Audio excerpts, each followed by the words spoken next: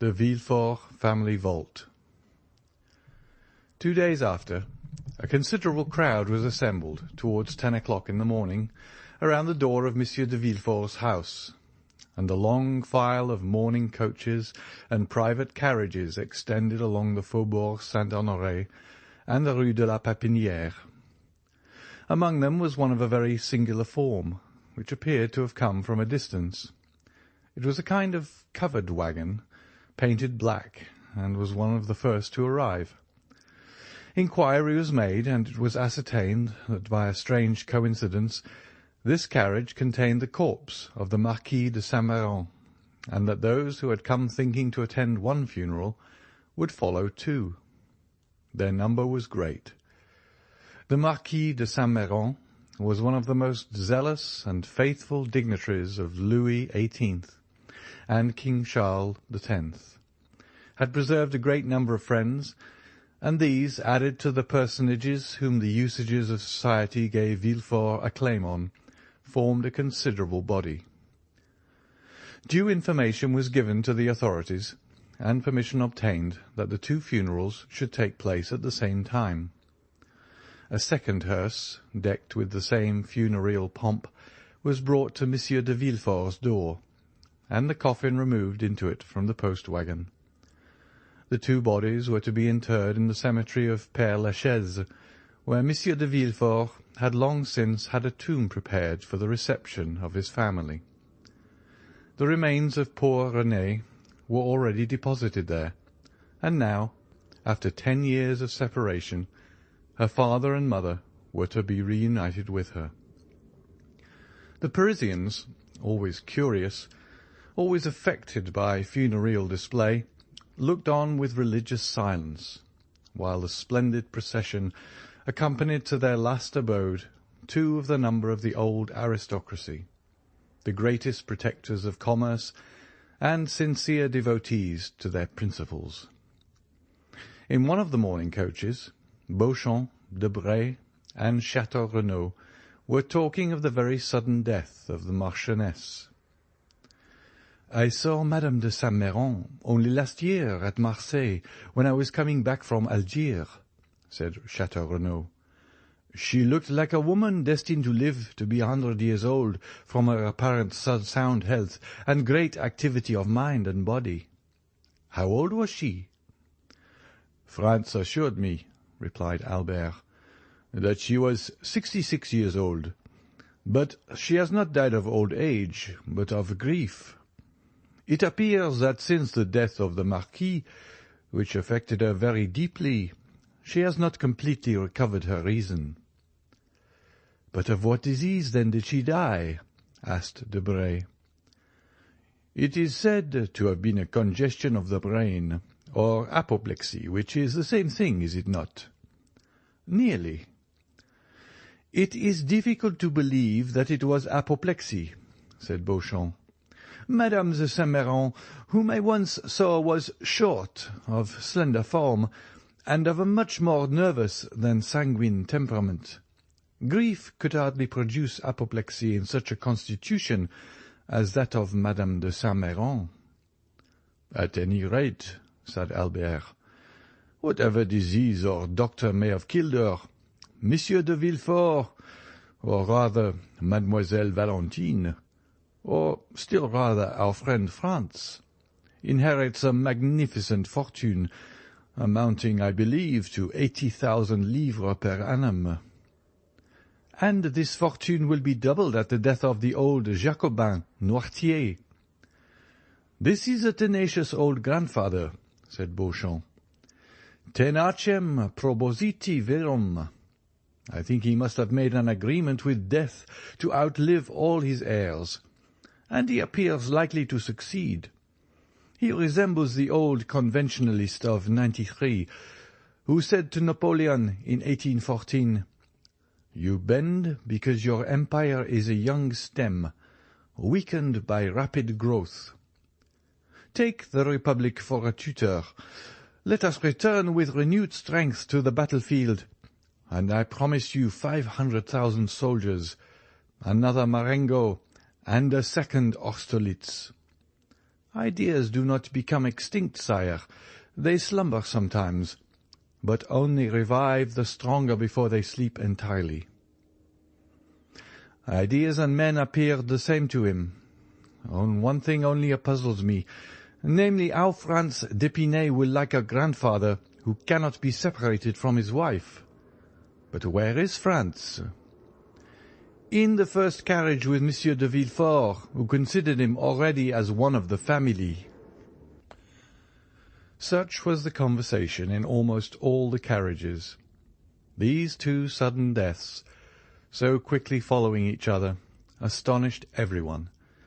But no one suspected the terrible secret which Monsieur d'Avrigny had communicated in his nocturnal walk to Monsieur de Villefort. They arrived in about an hour at the cemetery. The weather was mild but dull, and in harmony with the funeral ceremony. Among the groups which flocked towards the family vault, Chateau Renaud recognized Morel, who had come alone in a cabriolet, and walked silently along the path all bordered with yew trees. "You here?" said Chateau Renaud, passing his arms through the young captain's. "Are you a friend of Villefort's? How is it that I have never met you at his house?"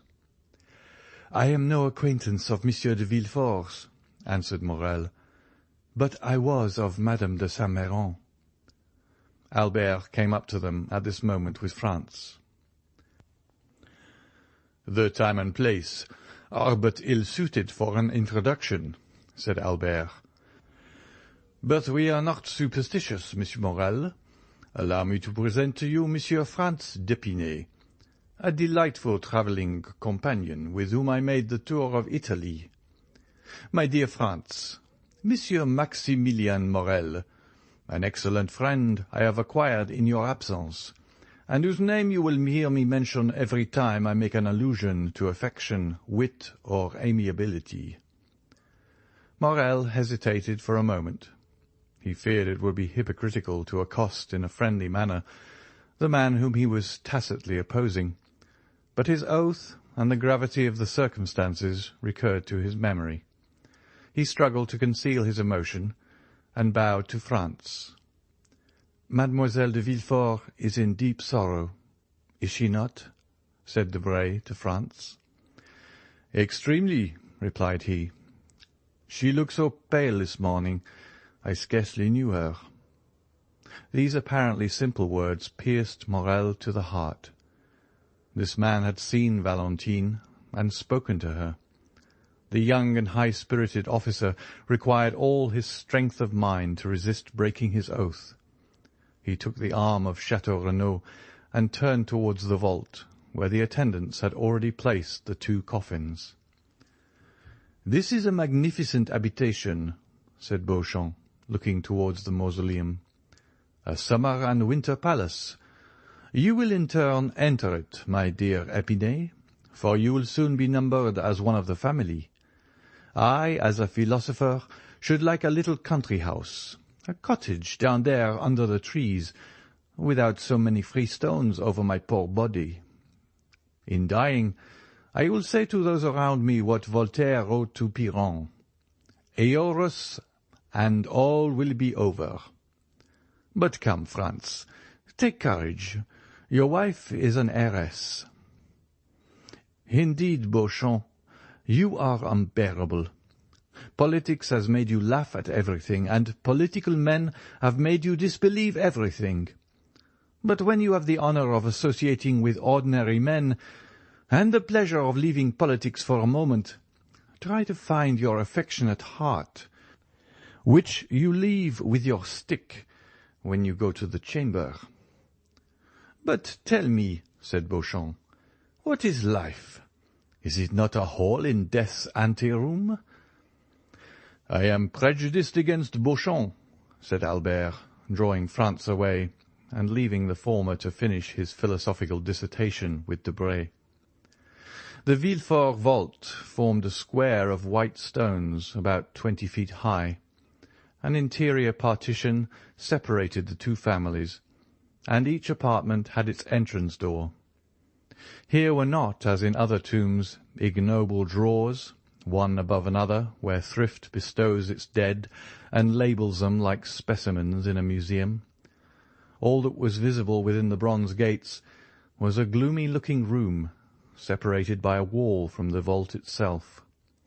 The two doors before mentioned were in the middle of this wall, and enclosed the Villefort and Saint-Méran coffins. Their grief might freely expend itself without being disturbed by the trifling loungers who came from a picnic party to visit Père Lachaise, or by lovers who made it their rendezvous. The two coffins were placed on trestles previously prepared to their reception in the right-hand crypt belonging to the Saint-Méran family. Villefort, Franz, and a few near relatives alone entered the sanctuary. As the religious ceremonies had all been performed at the door, and there was no address given, the party all separated. Château Renaud, Albert, and Morel went one way, and Debray and Beauchamp the other. Franz remained with Monsieur de Villefort at the gate of the cemetery. Morel made an excuse to wait. He saw Franz and Monsieur de Villefort get into the same mourning coach, and thought this meeting foreboded evil. He then returned to Paris, and although in the same carriage with Château Renaud and Albert, he did not hear one word of their conversation. As Franz was about to take leave of Monsieur de Villefort, "When shall I see you again?" said the latter. "At what time you please, sir," replied Franz. "As soon as possible." "I am at your command, sir. Shall we return together?" "If not unpleasant to you?" "On the contrary, I shall feel much pleasure." Thus the future father and son-in-law stepped into the same carriage, and Morel, seeing them pass, became uneasy. Villefort and Franz returned to the Faubourg Saint-Honoré. The procureur, without going to see either his wife or his daughter, went at once to his study, and offering the young man a chair, "Monsieur d'Épinay," said he, "allow me to remind you at this moment, which is perhaps not so ill-chosen as at first sight may appear, for obedience to the wishes of the departed is the first offering which should be made at their tomb. Allow me then to remind you of the wish expressed by Madame de Saint-Méran on her deathbed, that Valentine's wedding might not be deferred.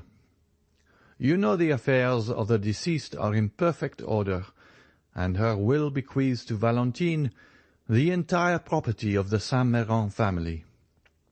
The notary showed me the documents yesterday, which will enable us to draw up the contract immediately.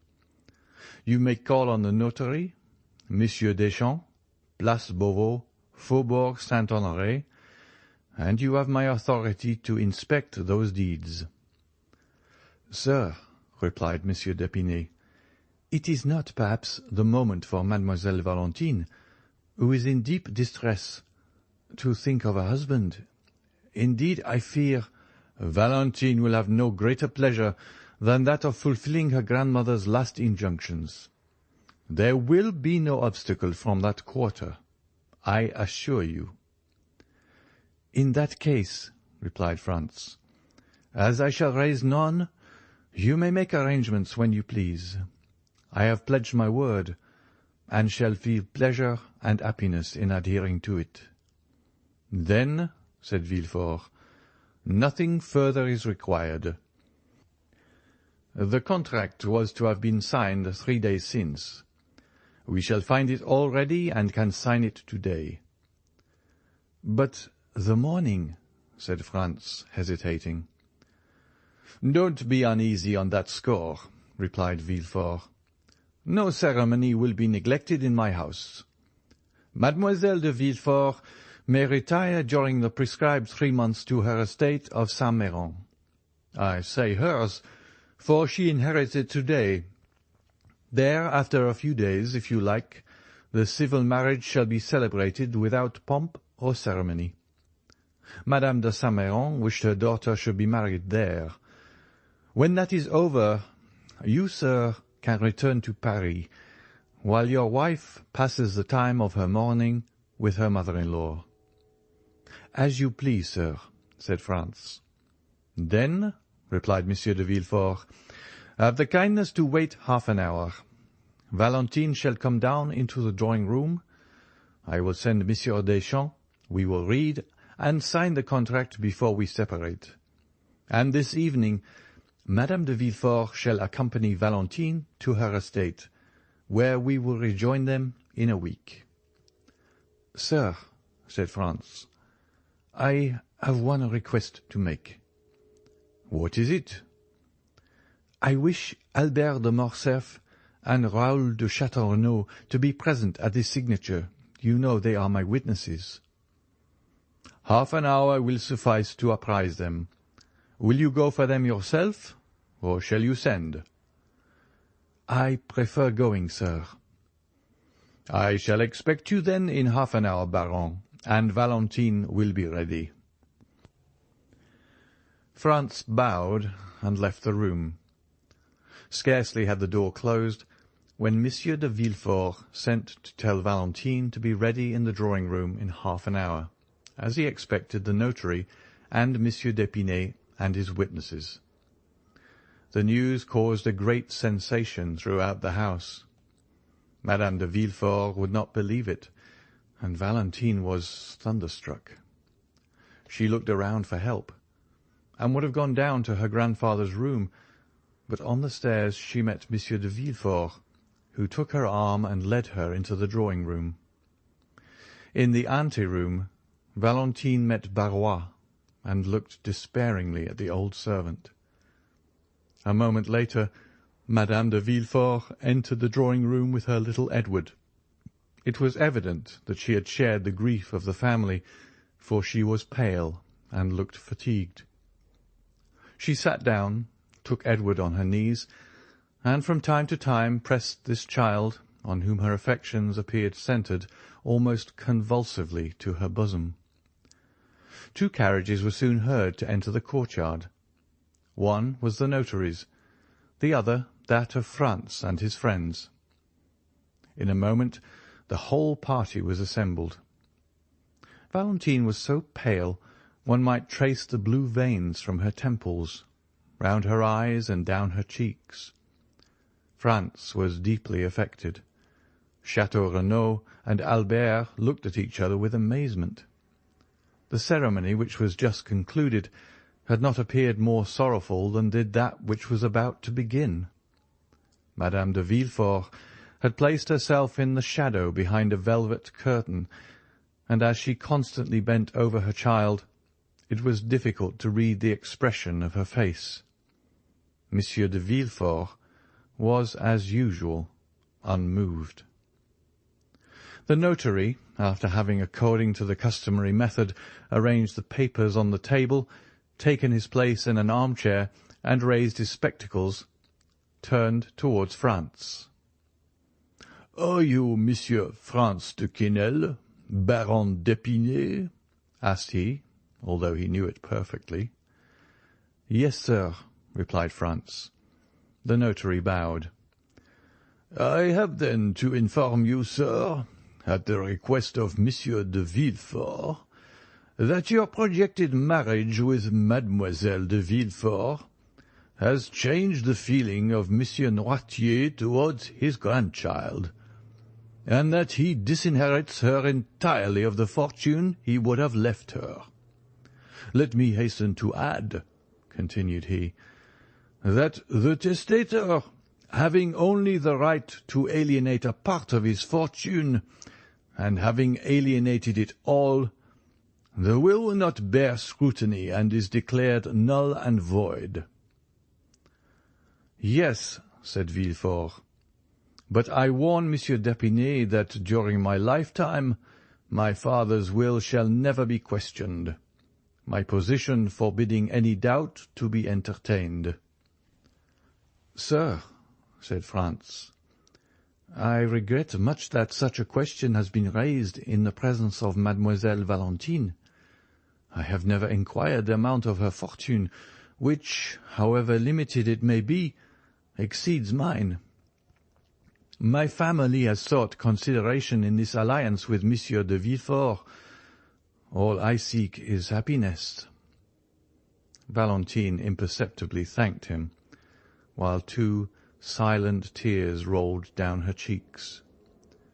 "Besides, sir," said Villefort, addressing himself to his future son-in-law, "excepting the loss of a portion of your hopes, this unexpected will not need to personally wound you. Monsieur Noirtier's weakness of mind sufficiently explains it. It is not because Mademoiselle Valentine is going to marry you that he is angry, but because she will marry. A union with any other would have caused him the same sorrow. Old age is selfish, sir, and Mademoiselle de Villefort has been a faithful companion to Monsieur Noirtier, which she cannot be when she becomes the Baroness d'Épinay. My father's melancholy state prevents our speaking to him on any subjects which the weakness of his mind would incapacitate him from understanding, and I am perfectly convinced that at the present time, although he knows that his granddaughter is going to be married, Monsieur Noirtier has ever forgotten the name of his intended grandson." Monsieur de Villefort had scarcely said this when the door opened and Barrois appeared. "Gentlemen," said he in a tone strangely firm for a servant speaking to his masters under such solemn circumstances, "Gentlemen, Monsieur Noirtier de Villefort wishes to speak immediately to Monsieur Franz de Quesnel, Baron d'Épinay." He, as well as the notary, that there might be no mistake in the person, gave all his titles to the bridegroom-elect. Villefort started. Madame de Villefort let her son slip from her knees. Valentine rose, pale and dumb as a statue. Albert and Château Renaud exchanged a second look, more full of amazement than the first. The notary looked at Villefort. "It is impossible," said the procureur. "Monsieur d'Épinay cannot leave the drawing-room at present."